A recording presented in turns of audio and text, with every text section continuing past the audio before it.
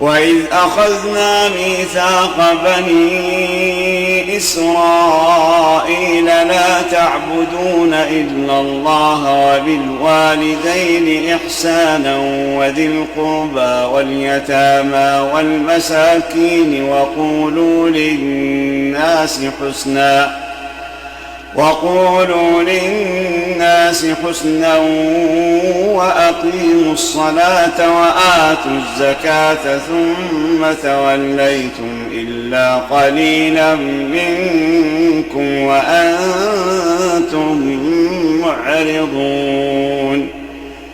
وإذ أخذنا ميثاقكم لا تسفكون دماءكم ولا تخرجون أنفسكم من دياركم ثم أقررتم وأنتم تشهدون. ثم أنتم هؤلاء تقتلون أنفسكم وتخرجون فريقا منكم من ديارهم تظاهرون عليهم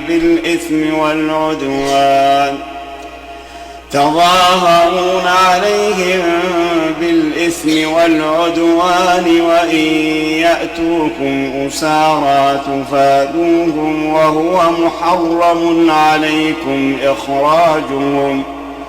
أفتؤمنون ببعض الكتاب وتكفرون ببعض؟